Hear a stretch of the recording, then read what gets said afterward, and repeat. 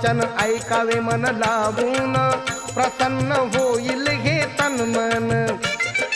धम्माला या जागदा साधावी ही सफलता, साधावी ही सफलता.